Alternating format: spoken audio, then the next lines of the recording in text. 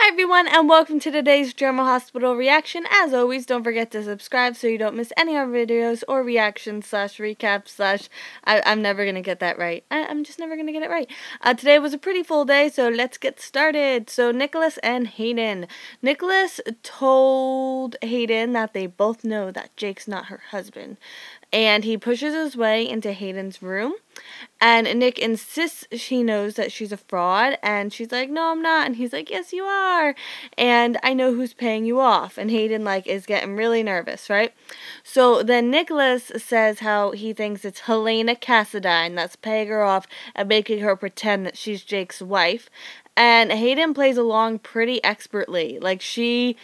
She knows exactly what to say, and she really has Nicholas going until Nicholas goes to physically call Helena right there in the room, and then Hayden's like, hey, yeah, I have no idea who you're talking about. So now Hayden knows that Nicholas knows who Jake really is, and I feel like she's going to play that angle now. At the hospital, Valerie asks Elizabeth where Luke is, and Elizabeth is like, who are you? I can't tell now I'm family. And Valerie's like, I am family. And Elizabeth is like, I've known the Spencer family, my whole life, and you're not one of them. And, I'm like, oh, Elizabeth, if only you knew.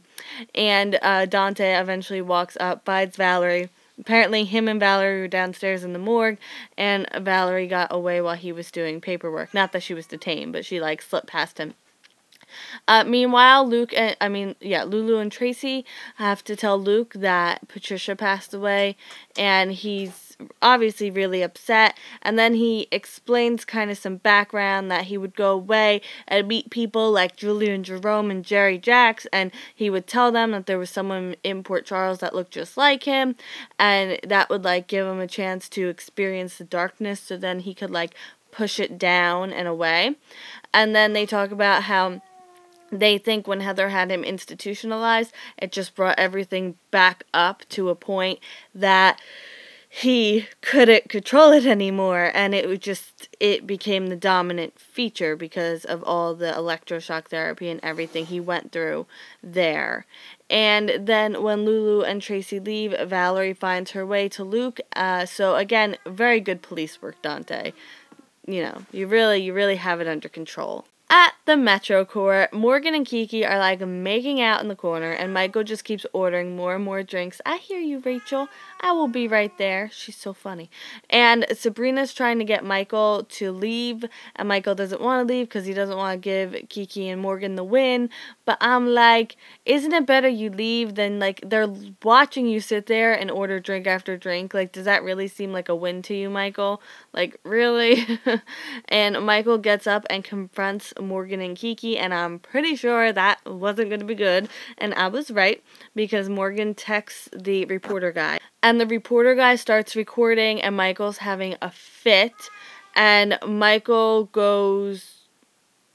Okay, that makes no sense. So Michael's throwing a fit. He goes to punch Morgan, and Morgan ducks, and Michael just falls to the ground, and then he stumbles again getting into the elevator, and Kiki seems really regretful of the plan. Meanwhile, down in the lobby, Rick and Sunny were talking about Jake, and then Rick leaves because Elizabeth texts him, and then Sabrina comes down to the lobby with little Avery, AJ, whatever you want to call it.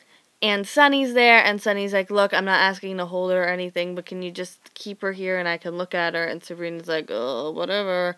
And, while Sunny's all crouched down talking to the baby, Michael comes stumbling out of the elevator and just starts yelling at Sunny. So, yeah, that's not going to be good, at all. At the garage, Julian's there. They're talking, him and Jake are talking about him giving Sam a ride home and Jake's wife and blah, blah, blah, blah, blah.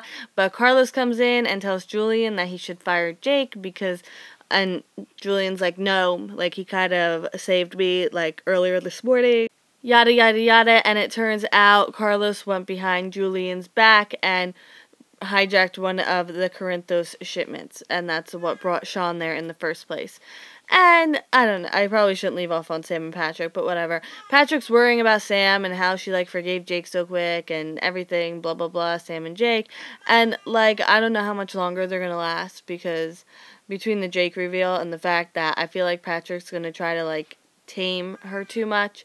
It's just, no, I don't see it happening. And, like, I don't know, is anyone else Patrick kind of annoyed me a little bit today.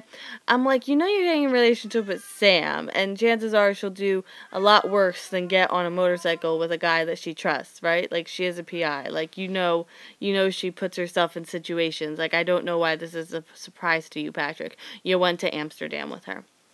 But, whatever. I will see you tomorrow for more General Hospital. If you like this video, please give it a thumbs up.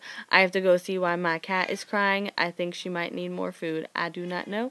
But as I said, I will see you tomorrow. I hope you have a great day. Bye.